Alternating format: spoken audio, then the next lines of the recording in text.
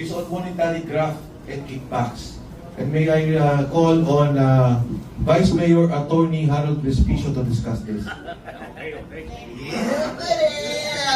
Magandang hapon po sa inyo lahat. And thank you so much for coming dito sa aming press con. Ako po si Attorney Harold Respicio, elected Vice Mayor ng Reyna Mercedes Isabela. Ako po ay nagre-representa ng lahat ng Pilipino, lahat ng probinsyano, lahat ng Ilocano, lahat ng Tagaluzon, at lahat ng mga kumukontrang elective official laban sa administrasyon na ito. Dahil hindi totoo ang sinasabi nila na may solid north. Hindi totoo na solid ang mga probinsyano at Ilocano sa kanya. Kasama namin si Javito. Hindi totoo na kakampi nila lahat ng mga nakaupong opisyal sa ating gobyerno dahil nandito ako, pinapakita ko yan. Kaya ako lumapit dito dahil walang kwenta yung final na unang impeachment complaint. Kakaunti.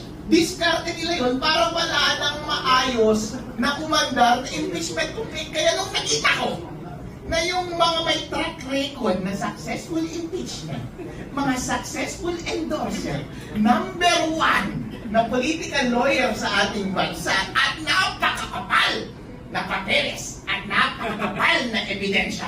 Sali ako dyan! Dahil gusto nating matanggal ang ulo ng korupsyon sa ating bansa. At hindi ninyo pwedeng sabihin na purong align sa Duterte ang grupo namin. Dahil ako ay lone wolf lamang, wala akong kakampi. Lahat kinakalaban ko basta masama, kakalabanin kita. Kasama ko dyan.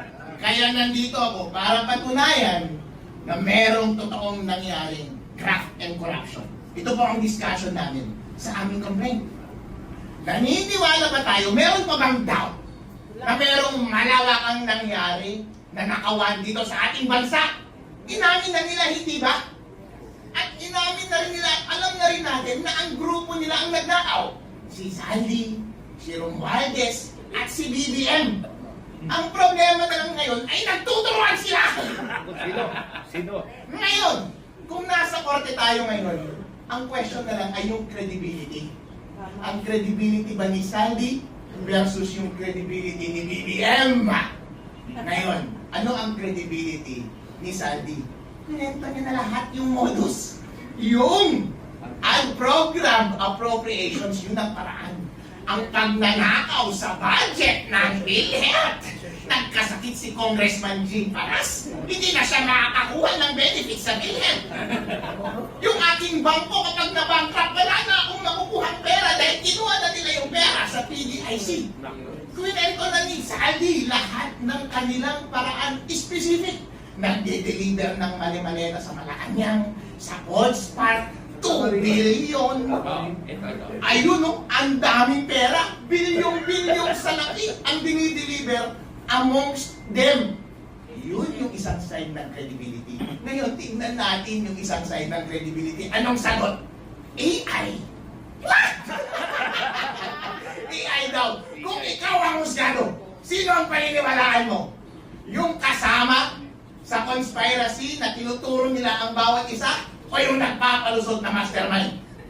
Alam ba yan? Kapag ikaw ang husgado, convicted yan. Kaya ang tanong lamang, ang simpleng question lamang, on the ground of graft and corruption, dito sa aming impeachment complaint, maniniwala ka ba kay Saldi? Kapag naniniwala ka kay Saldi at hindi ka naniniwala sa palusot ni BBM, impeach dapat si BBM dahil ground for impeachment ang graft